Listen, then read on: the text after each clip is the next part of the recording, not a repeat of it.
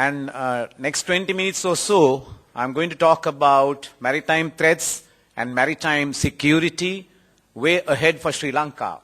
Everybody is talking about maritime domain at this moment. We are an island nation, we all know that. And we are geographically, strategically located in one of the best spots in the world. We are equidistant from the African continent and also from the Australian continent. And we are at the southern tip of India, which is an emerging giant.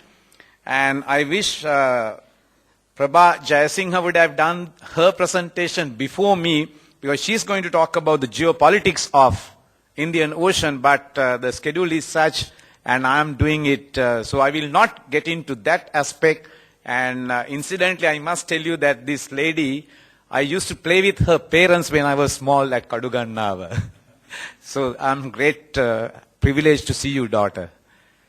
Okay, without much ado, let me proceed with my presentation. And we, as an island nation, depend totally on sea for our economic sustenance. We want to be the wonder of Asia. And let me sum up the advantages that we have. We are located among the major east-west sea routes, just few hundred or just few kilometers from the southern tip of our country. And of course, we have a very proud maritime heritage. Our forefathers, our kings, have sent fleet to settle trade disputes to faraway land. And the Chinese inscriptions talk about big ships coming from Sri Lanka. We have had a great shipbuilding industry. We have had a great seafaring industry. And how did Buddhism come to us from India? Because we had trade across the sea even as far as 2,500 years ago. So we were a great seafaring nation as a country. However, it just did not work. Of course, with the colonization, we really gave that maritime aspect to them and we took a little bit of sideline. And now we have emerged after 3 decades of conflict.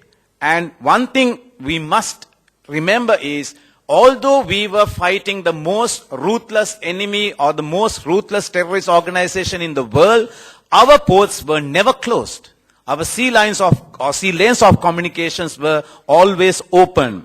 Now we are enjoying the peace dividends, and also we want to be the wonder of Asia.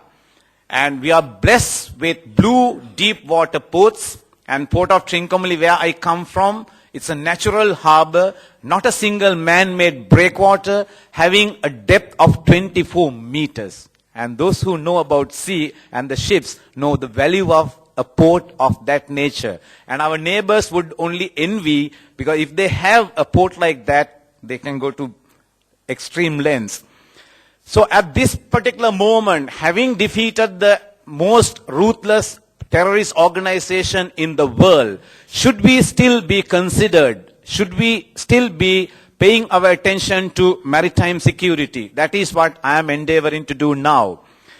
I found this quote by Rudyard Kipling, and he talks, of course, about UK, and he says, "For the bread that you eat and the biscuits you nibble, the sweets that you suck and the joints that you carve, they are brought to you daily by all us big steamers. And if anyone hinders our coming, you will starve." Isn't it relevant to a country like Sri Lanka? If the seaborne trade is not taking place, we can forget about being the wonder of Asia. And therefore, the seaborne trade, the freedom of sea lanes of communication is of paramount importance to our country. And also, I found this from the Mahinda Chintane. This is the vision statement of our president. And when we talk about maritime power, one essential component is the maritime affinity of our leader. Now here, in 2005 vision statement, I see the maritime affinity of the leader, and he says, "I'm determined to make our country the center of Asian Silk Route once again." Why once again? Because we were the center of Silk Route, but now once again taking advantage of its unique geographical location. So here, the best example of the maritime affinity of the leader of a country. Then let me quickly jump on to the maritime security. as many definitions in the world, you can't find one uniform definition to describe what is maritime security. But basically, you can say these are the measures taken by the ship owners, the operators, administrators of vessels, or the ports, or any other marine organization against threats of terrorism, sabotage, stowaway, that is people hiding in ships, illegal migrants, asylum seekers, piracy, arms robbery, smuggling, theft of vessels, against ships and port facilities. So this is a very broad definition of maritime security. And then another thing is maritime security is not a smaller concept. It is a much broader concept, and obviously it involves military science and police science and security management and sociology, because usually the ports are part of a city. Usually the ports are part of a village, or ports are part of a city. So you have to understand the sociology of that place. And also domestic and international law, because there are international shipping and history and obviously the world trade. Now let me quickly describe the maritime threat scenario. Number one threat we all consider is the threat from the terrorist activities. Now this is not really a new phenomenon. We have seen maritime terrorist case histories for a long time, and obviously it is taking place in the maritime environment. And in 1985 there was one ship, passenger cruise liner called Aquilelero, which was hijacked in the Mediterranean port. This has a significance in the maritime security. Why? Because it gave birth to a convention by the International Maritime Organization called the SUA Convention, or the Suppression of Unlawful Acts Against Maritime Navigation. Now, one important aspect to note in this convention of 1988, in the preamble, they mentioned the word terrorism. However, it did not handle, or it did not tackle terrorism at all in the subsequent paragraphs. This is due to the political sensitivity of the word or the definition of terrorism. However, this is the basis of most of the maritime security, because it stemmed from that act. Now, let me summarize. I'm sure we have heard about this before. LTTE was considered the most ruthless terrorist organization in the world. And obviously, they, having almost a conventional army, they had almost a de facto navy. And not only a mere coastal navy, but the LTTE developed international maritime capability. They had a fleet of ships. They had front offices in many countries in the world. And they also had a well-structured organization like that of a navy. They had a Sea Tiger wing, and they had a very hierarchical command organization. They had various specialized wings of the navy. And they also had purpose-built craft. They had attack craft, they had logistic craft, they had suicide craft. So they had purpose-built craft. And of course, they were considered as the trendsetter. And some of the photographs I'll show you, and I will, this is the attack on US destroyer Cole. This happened in the port of Yemen.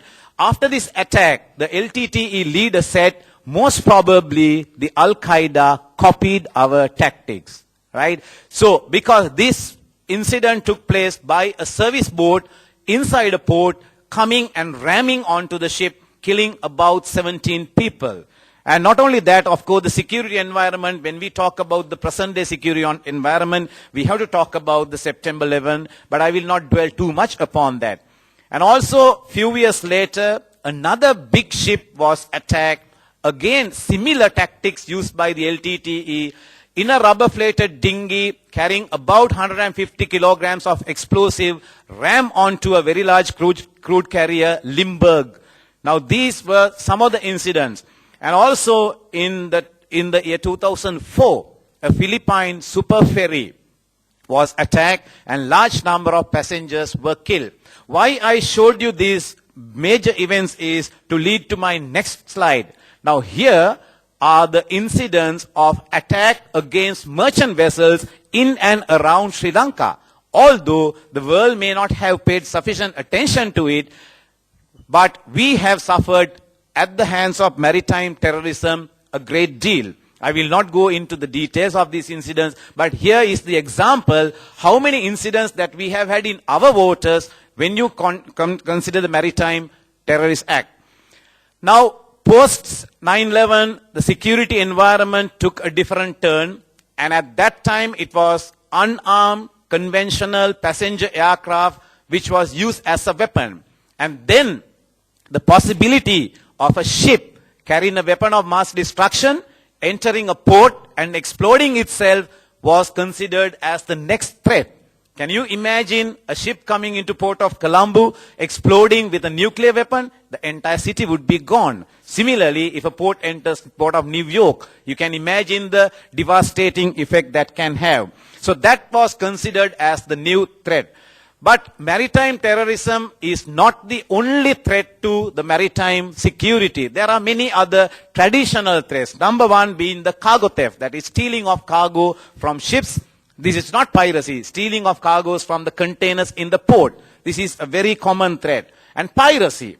Piracy is a real menace at the moment. I will not dwell upon piracy a lot because there is another speaker who will talk about piracy. But I have to mention this is really a threat to international shipping. And we, Sri Lankans, have proposed even to the UN that why don't we have onboard security team? And as for the information that I have, the ships who are having the onboard security teams had not been attacked so far.